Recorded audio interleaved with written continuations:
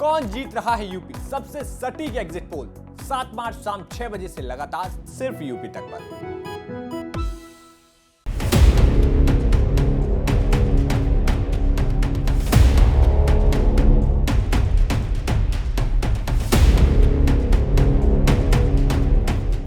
ये जो सैटेलाइट तस्वीरें आपने देखी ये थी 28 फरवरी की, जिसमें रूस की सेना का काफिला यूक्रेन की राजधानी कीव की तरफ बढ़ता दिखाई दिया। लेकिन अब इस काफिले पर लग गया है ब्रेक, यानी ये काफिला अचानक रुक गया है। ये 64 किलोमीटर लंबा काफिला पिछले कुछ दिनों में बमुश्किल आगे बढ़ पाया है, ऐसा कहा जा रहा है। लेकिन क्यों? ऐसा क्या कारण है जिस वजह से रूस के इस प्लान पर अब ब्रेक लग गया है? बताएंगे आपको इस रिपोर्ट में। नमस्कार, आप देख रहे हैं न्यूज तक, मैं हूं निधि तनेजा। देखिए, इसमें कोई दो राय नहीं है कि रूस यूक्रेन के पावर सेंटर राजधानी कीव पर कब्जा करना चाहता है।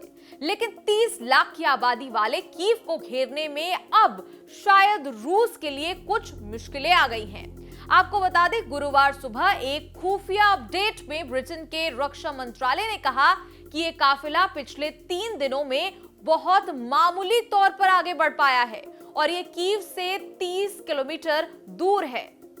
कारण भी बताएंगे, लेकिन उससे पहले आपको बता दें इस काफिले के बारे में। देखिए, एक बड़ा काफिला है 64 किलोमीटर लंबा, जिसमें कई बख्तरबंद यानी आर्मर्ड गाड़ियां हैं, साथ ही टैंक हैं और दूसरे सैन्य साजो सामान हैं। चलिए अब कारणों पर गौर करते हैं। आखिर कीव की तरफ इतनी तैयारी से बढ़ रहे काफिले की स्पीड कम क्यों हो गई है? ब्रिटिश सरकार की माने तो मैकेनिकल बैकग्राउंड यानी वाहनों के खराब हो जाने और जाम लगने के कारण दिक्कत आ रही है। और तो और खाने और ईंधन की सप्लाई भी रिस्ट्रिक्टेड बताई जा रही है। कहा तो ये भी जा रहा है कि खराब क्वालिटी वाले टायर्स की वजह से भी तमाम परेशानियां आ रही हैं। ब्रिटेन की संयुक्त सैन्य कमान के पूर्व commander general sir Richard barons ने बीबीसी से कहा कि ईंधन, खाना, स्पेयर पार्ट्स और टायर्स की लॉजिस्टिक्स से जुड़ी भारी दिक्कत हो रही है। वो कीचड़ में फंस गए हैं, जिनको निकालने में मुश्किलें आ रही हैं। हालांकि उनका यह भी कहना है कि निर्देश और नियंत्रण संबंधी मुद्दे जैसे कि रेडियो नेटवर्क और संचार साधनों का खराब होना ये शायद ज्यादा बड़ी चुनौतियां हो सकती हैं। अमेरिकी रक्षा मुख्यालय पेंटागन का भी यही कहना है कि रूसी सेना को लॉजिस्टिक्स से जुड़ी समस्याएं आ रही हैं और उन्होंने जानबूझकर अपने आप को दोबारा संगठित करने और प्रगति की समीक्षा और जो समय बर्बाद हुआ उसकी भरपाई करने का फैसला किया है। और देखिए, इसके आगे पेंटागन ने यह भी कह दिया है कि यूक्रेन जिस तरह से डटकर मुकाबला कर रहा है, शायद उससे भी काफिले को आगे बढ़ने में बाधा आ रही है। आगे उन्होंने कहा कि वो इस बात की इंडिपेंडेंटली पुष्टि नहीं कर सकते, लेकिन देखिए, ये एक आम समझ भी कहती है कि यूक्रेन ने अपनी हिम्मत से ज्यादा की हिम्मत दिखाई है और रूसी सेना का विरोध किया है। इस बात का अंदाजा रूस की सेना को नहीं था और शायद यही वजह है कि रूसियों के मनोबल पर असर पड़ा होगा और काफिले की रफ्तार प्रभावित हुई होगी।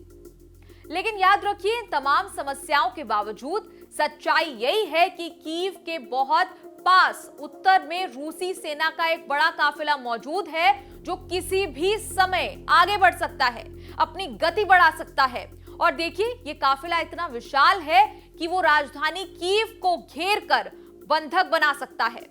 ऐसा ब्रिटिश सेना के पूर्व प्रमुख जनरल लॉर्ड डेनॉट ने बीबीसी से कहा है। वो कहते हैं कि इस काफिले के पास इतनी ज्यादा सैन्य क्षमता है कि वो कीव को बहुत नुकसान पहुंचा सकता है। वो ये भी कहते हैं कि ये काफिला सेना का एक हिस्सा बन सकता है, जिसमें तोपों वाली टुकड़ियां और पैदल दस्तों के साथ कीव की घेराबंदी की जा सकती है।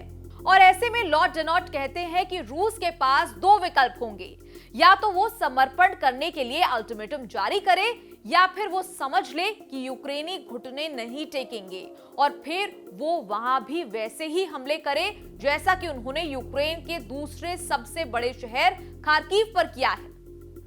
तो कुल मिलाकर यूक्रेन में रूसी सेना ने अब तक भारी तबाही मचाई हुई है। कीव की तरफ स्पीड धीमी जरूर बताई गई है, लेकिन किसी भी लिहाज से रूस को हल्के में लेना बेवकूफी होगी, क्योंकि कई बड़े शहरों में रूस की सेना ने पहले ही तबाही मचाई हुई है, क्या कीव, क्या खार्किव। लेकिन हम यही उम्मीद करते हैं कि दोनों देश जल्द शांति स्थापित कर पाएं और आम आदमी को इस तरह जल जल कर न मरना पड़े। आप देखते रहिए न्यूज़ तक।